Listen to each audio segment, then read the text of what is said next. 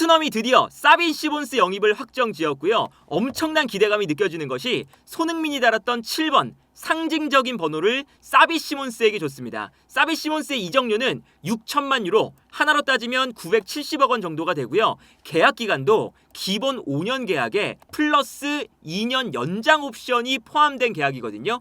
총 7년 규모의 굉장한 장기 계약으로 사비 시몬스를 데려왔고, 일단 사비 시몬스가 토트넘에서 어디에 뛸 수 있을 것이냐, 기본적으로는 공격형 미드필더 자리와 왼쪽 측면 공격수 자리 두 자리 모두에서 사비 시몬스가 플레이할 수가 있거든요. 기본적으로 지난 시즌에 사비 시몬스가 가장 많이 뛰었던 위치가 왼쪽 측면 공격수와 왼쪽 미드필더라고 나와 있어요. 그리고 이제 공격형 미드필더, 그 다음이 이제 오른쪽에서 뛰었다고 나와 있는데, 기본적으로 이 왼쪽 라인에서 뛰었다는 것이 라이프치히의 전술을 생각해 볼 필요가 있습니다. 라이프치히가 기본적으로 공격형 미드필더가 2명 있는 4-2-2-2 전형을 써요. 그러다 보니까 왼쪽 측면에 배치가 된다 하더라도 가운데로 들어와서 사실상 왼쪽 하프 스페이스에서 공격형 미드필더의 역할을 맡았던 거거든요. 그러다 보니까 사비 시몬스가 왼쪽 측면 공격수로 표기가 되지만 기본적으로는 안쪽으로 많이 들어와서 공격형 미드필더처럼 뛰었다고 볼 수가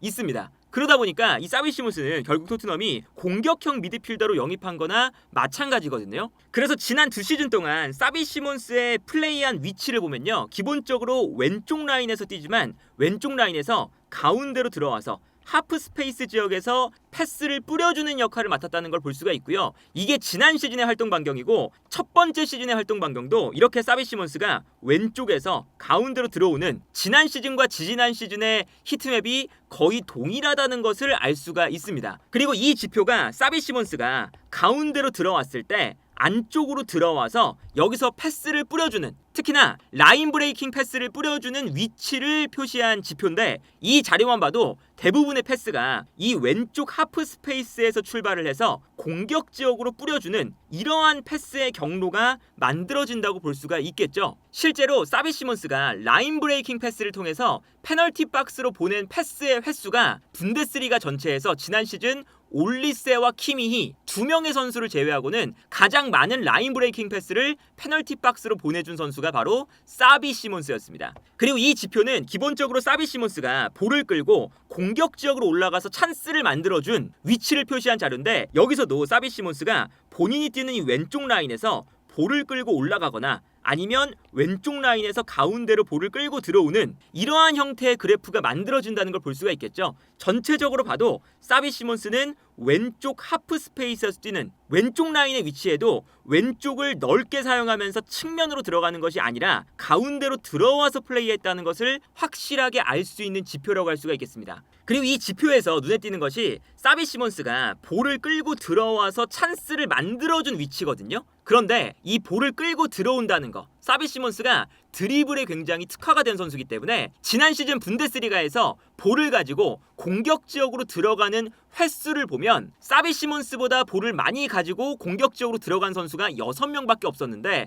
그 중에 4명이 수비수였습니다. 아무래도 수비수는 뒤에서 압박을 받지 않고 공격 지역으로 들어오기 때문에 자연스럽게 수비수가 공격형 미드필더들보다 볼을 끌고 올라올 수 있는 기회가 많거든요. 그런 걸 고려하면 사비 시몬스가 얼마나 볼을 끌고 움직이는데 장점이 있는지를 알 수 있는 수치고, 이 볼을 끌고 올라온다는 게 중요한 이유는 토트넘이 지금 2선 라인에 볼을 끌고 올라갈 수 있는 선수가 쿠두스를 제외하면 없는 상황이거든요. 그러다 보니까 이 왼쪽 라인에서도 볼을 끌고 올라갈 수 있는 선수가 하나 생긴다는 거예요. 예를 들면 토트넘이 이번 시즌 프랭크 감독의 전술에서 뒤에서 볼을 가지고 상대가 올라오게끔 유도를 하거든요. 그래서 앞쪽에서 의도적으로 압박을 당하고요. 여기에 더해서 미드필더들도 의도적으로 내려오면서 압박을 당합니다. 그리고 이때 앞쪽에 있는 선수들은 오히려 올라가면서 수비수들을 내려오지 못하게 만들어요. 그러면 여기서 한 명의 선수가 내려와서 볼을 받아줄 수 있는 이 넓은 공간을 만들어 놓고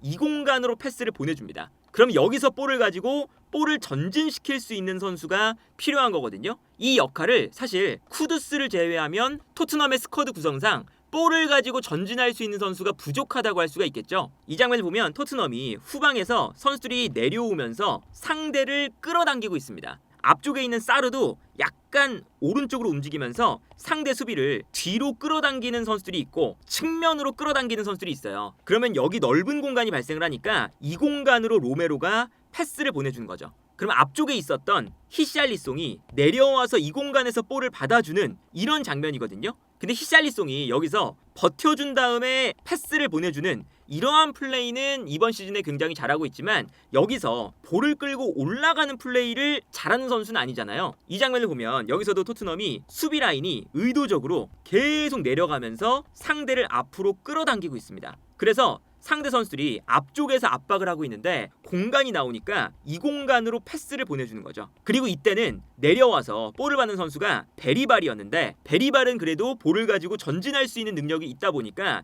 이 넓은 공간에서 상대의 압박을 받을 때 여기서 압박을 받아도 돌아선 이후에 볼을 끌고 올라갑니다. 그러면 이렇게 넓은 공간에서 볼을 끌고 올라가기 시작하면 자연스럽게 주변에 있는 선수들이 뛰어들어가기 시작하고요. 여기서 이제 패스를 뿌려주는 역할을 수행하게 되는 거거든요. 이런 식의 공격 방식을 프랭크 감독이 굉장히 좋아하는데 아까 봤던 것처럼 사비 시몬스는 공격적으로 볼을 끌고 올라가는 횟수가 굉장히 많은 선수였어요. 그러다 보니까 이렇게 내려와서 볼을 받은 이후에도 볼을 끌고 올라가면서 적절하게 볼을 끌고 올라가다가 뛰어들어가는 선수에게 패스를 찔러주는 이러한 플레이를 굉장히 잘하는 선수고, 그래서 사비 시몬스가 이제 토트넘에서도 이렇게 내려와서 볼을 받은 다음에 볼을 끌고 올라가면서 일단 기본적으로 볼을 운반하는 역할을 맡게 될 거고, 여기서 볼을 끌고 올라가다가 상대를 순간적으로 본인에게 끌어당기고 패스를 주는 움직임이 매우 좋아요. 이 장면도 보면 사비 시몬스가 오른쪽으로 볼을 끌고 들어가고 있고 앞쪽에서 최전방 공격수가 왼쪽으로 빠지고 있습니다. 그래서 의도적으로 수비수들을 본인에게 끌어당기고 있거든요. 그리고 최종 수비가 순간적으로 사비 시몬스가 여기서 치고 달리는 움직임을 가져가니까 약간 균형이 왼쪽으로 쏠렸어요. 그러면 이때 사비 시몬스가 이 모습을 보고 뛰어들어가는 공격수에게 스루 패스를 찔러주는 걸 볼 수가 있습니다. 이 장면에서 순간적으로 상대 수비가 사비 시몬스 때문에 약간 몸이 왼쪽으로 돌아서 있는 상황에서 사비 시몬스가 적절하게 패스를 찔러준다는 거죠. 그래서 이번 시즌에 토트넘이 이렇게 상대를 앞쪽으로 끌어당기는 이런 플레이를 하고 앞쪽에서는 공격수들이 달려나가면서 수비를 뒤로 물러나게 만드는, 결과적으로 이 가운데의 공간이 많이 발생을 했을 때 사비 시몬스가 공격형 미드필더 자리에 나오든 아니면 사비 시몬스가 왼쪽 공격수로 나오든 자연스럽게 내려와서 볼을 받고 여기서 상대가 압박을 걸어도 드리블을 통해서 볼을 끌고 올라가면서 순간적으로 뛰어들어가는 공격수들에게 패스를 공급할 수 있는 이런 역할을 사비 시몬스가 이번 시즌에 수행할 가능성이 매우 높아졌다. 그리고 사비 시몬스가 아까 보여드렸던 것처럼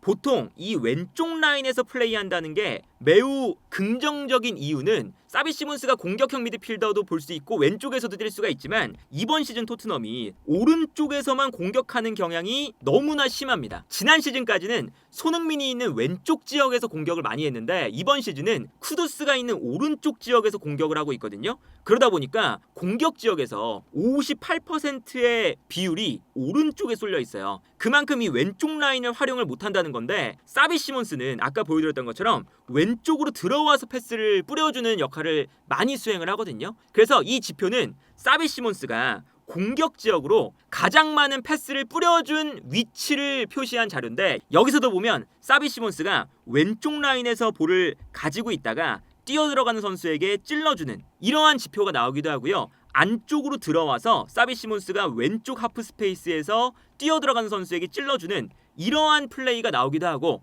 아니면 왼쪽 지역에서 아예 뛰어들어가는 측면 자원에게 패스를 뿌려주는 이런 지표가 나오기도 합니다. 그리고 가운데로 들어왔을 때도 안쪽으로 들어와서 달려나가는 반대편 선수에게 혹은 박스로 들어가는 선수에게 패스를 뿌려주기도 하고요. 그리고 가운데로 들어왔을 때는 가운데로 들어와서 오히려 수비가 본인에게 쏠리면 이때 왼쪽으로 찔러주는 이런 패스도 많이 뿌려주는 편이죠. 그리고 실제로 가운데로 들어왔을 때 아예 오른쪽까지 건너가서 오른쪽 라인에서 패스를 뿌려주는 형태도 많이 보여주고 있습니다. 이 뜻은 전반적으로 이러한 동선 자체도 기본적으로 사비 시몬스가 경기장에 이 왼쪽 라인에서 대부분의 플레이를 하면서 패스를 뿌려준다는 것을 알 수 있는 지표거든요. 그러다 보니까 토트넘이 이제 사비 시몬스를 어떤 위치에 둘지도 굉장히 궁금해지는데, 사비 시몬스가 가운데 있으면 가운데서 자연스럽게 존슨, 쿠두스 혹은 히샬리송에게 패스를 뿌려주는 이러한 형태가 만들어질 수도 있고요. 아무래도 이 왼쪽 라인에서의 플레이가 매우 약하다 보니까 사비 시몬스가 가운데 위치한다 하더라도 기본적으로 사비 시몬스는 라이프치히에서도 왼쪽 공격형 미드필더였기 때문에 자연스럽게 약간 대각선 지역으로 내려가서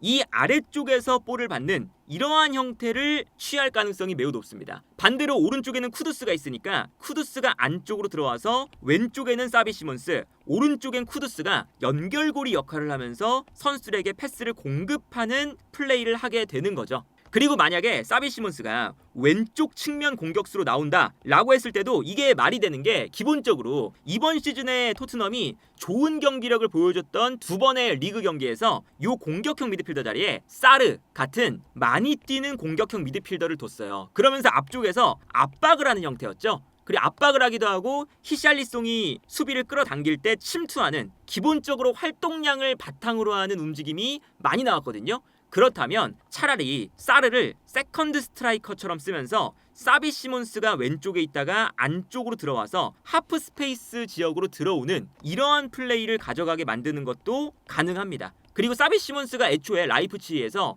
아까 말씀드린 것처럼 왼쪽에서 가운데로 들어오는 플레이메이커였거든요. 그렇다면 여기서 이제 동반되어야 되는 게, 사비 시몬스가 왼쪽에 나온다면 측면 지역을 넓게 쓸 수 있는 풀백이 올라와야 된다는 거죠. 이게 스펜스가 될 수도 있고, 이제 우도기가 복귀한다면 우도기가 직선적으로 올라가면서 왼쪽 측면에 나와 있었던 사비 시몬스가 들어가는 이러한 구도로 경기를 운영할 가능성도 충분히 있어 보인다. 그리고 여기에 더해서 사비 시몬스가 프랭크 감독 체제에서 기본적으로 가장 중요한 게, 안쪽으로 들어왔을 때 혹은 이제 공격수들이 사비 시몬스가 플레이메이커라고 해서 그냥 연결고리 역할만 하는 건 아니거든요. 기본적으로 토트넘이 이번 시즌에 상대를 앞쪽으로 끌어당겼을 때, 끌어당기는 순간 토트넘은 앞쪽에서 선수들이 달려나가는 형태를 취하죠. 특히나 앞쪽에서 4등분을 해서 경기장을 넓게 쓰면서 쿠두스, 사르, 히샬리송, 그리고 왼쪽에는 이번 시즌에 브레넌 존슨이 내 구역에서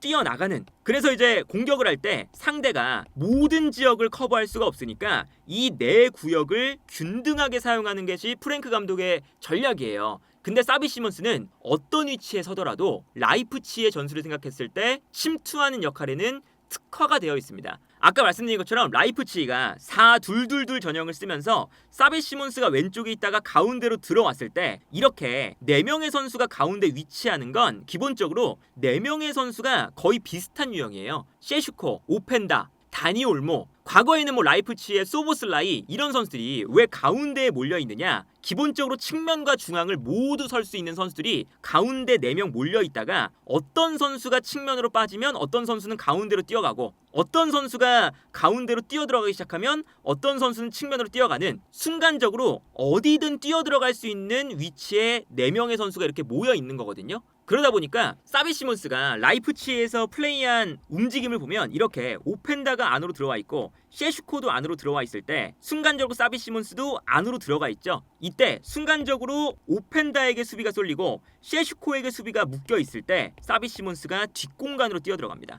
그러면서 자연스럽게 오펜다가 사비 시몬스에게 패스를 뿌려주는 거거든요. 오펜다와 셰슈코에게 수비가 묶여 있을 때 오히려 사비 시몬스가 뛰어들어가면서 마무리하는 장면까지 나와요. 이런 침투하는 역할도 사비 시몬스가 지난 시즌에 그리고 지지난 시즌에 라이프치히에서 굉장히 많이 보여줬던 패턴이에요. 이번 시즌에 프랭크 감독이 공간으로 뛰어들어가는 플레이를 굉장히 많이 요구하잖아요. 이 장면도 보면 히샬리송, 쿠두스, 사르, 그리고 오른쪽에 브레넌 존슨 4명의 선수가 달려가고 있고, 이 달려가는 선수들을 보면서 뒤에서 포로가 패스를 뿌려줄 수 있는 선택지가 4개가 되는 거거든요. 그러다 보니까 이제 아무래도 이 4 공간을 상대팀 입장에서는 모두 막을 수가 없다 보니까 뛰어들어가는 공간을 향해서 패스를 뿌려주고, 이 공간으로 이제 공격수가 뛰어들어가면서 마무리를 하는 이 침투가 매우 중요해졌는데 이 침투하는 역할을 사비 시몬스도 충분히 활용할 수 있다는 거죠. 이 장면도 포로가 이제 볼을 가지고 있을 때 왼쪽에서 존슨, 이번엔 솔랑키, 사르 3명의 선수가 뛰어들어가고 있고 이 공간으로 이제 패스를 뿌려주는 장면이거든요. 그러다 보니까 이 뛰어들어가는 모든 선수를 완벽하게 상대가 다 커버할 수는 없어요. 포로가 오른쪽에 있다 보니까 사비 시몬스가 왼쪽에 있다면 이제 어떤 일이 일어날 수 있느냐, 포로가 오른쪽에서 볼을 잡았을 때 전반적으로 토트넘이 오른쪽으로 수비를 끌어당깁니다. 그러면 자연스럽게 상대가 오른쪽으로 끌려 나가는 상황이 발생을 하는데 이때 쿠두스, 히샬리송, 사르, 사비 시몬스가 뛰어나가는 거죠. 그러면 여기서 오히려 쿠두스가 약간 수비를 끌어당길 때 사르가 뛰어나가고, 수비가 끌려 나가면 히샬리송이 뛰어나가고, 수비가 끌려 나가면 마지막으로 뛰어나가는 선수가 사비 시몬스고, 사비 시몬스에게 포로가 한 번에 볼을 전환시켜 줄 수 있다. 이런 플레이도 가능하다는 것이 사비 시몬스가 침투에 들어가면서 라이프치히에서 이미 플레이메이커도 했지만 세컨드 스트라이커처럼 침투하는 플레이도 많이 보여줬다는 게 프랭크 감독의 전술에 매우 어울린다고 볼 수가 있겠고, 그리고 사비 시몬스가 기본적으로 압박도 굉장히 잘해요. 이게 사비 시몬스가 압박을 했던 위치거든요. 사비 시몬스가 왼쪽 라인에서, 특히나 왼쪽 라인에서 안쪽으로 들어오면서 중원 싸움에도 많이 도움을 주는, 라이프치히가 기본적으로 안쪽으로 들어오는 플레이메이커지만 사실상 이렇게 안쪽으로 들어와서 2명의 공격형 미드필더가 안쪽에서 블럭을 만들면서 6명의 선수의 블럭을 만드는 거거든요. 그래서 이 안쪽에 들어와 있는 이 6명의 선수가 왔다 갔다 하면서 전방 압박을 강하게 하는 것이 라이프치히의 전술이었어요. 랑닉 감독의, 그리고 기본적으로 분데스리가에 널리 퍼져 있는 전방 압박 자체의 구조가 라이프치히가 가장 대표적인 팀이죠. 어떤 기록이 있냐면 지난 시즌 분데스리가에서 사비 시몬스보다 공격 지역에서 상대방 진영에서 볼을 빼앗아오는 횟수가 많은 선수는 단 8명 뿐이었습니다. 그만큼 사비 시몬스가 분데스리가 내에서도 공격 지역에서의 압박이 뛰어난 선수라는 것을 뜻하는 거고요. 사비 시몬스가 부상 없이 뛰었던 지지난 시즌의 수치를 보면 사비 시몬스가 분데스리가 전체를 통틀어도 볼 경합 상황의 승리가 가장 많은 선수였습니다. 그만큼 프랭크 감독이 원하는 전방 압박, 공간으로의 침투, 그리고 토트넘이 가지고 있지 않은 드리블 등등등 사비 시몬스가 현재 가지고 있는 능력들이 토트넘이 필요로 하는, 그리고 프랭크 감독의 전술에 너무나 잘 맞는 선수이기 때문에 이 사비 시몬스를 손흥민의 후계자로 이렇게 상징적인 선수로 데려왔다는 게 얼마나 이 토트넘이 사비 시몬스에게 기대감을 많이 걸고 있고 사비 시몬스가 이번 시즌 토트넘에게 중요한 선수인지를 알 수 있는, 이제 그러다 보니까 사비 시몬스가 당장 A매치 브레이크가 끝난 이후에 어떤 퍼포먼스를 보여줄지가 매우 기대되는 부분이 아닐까 싶습니다.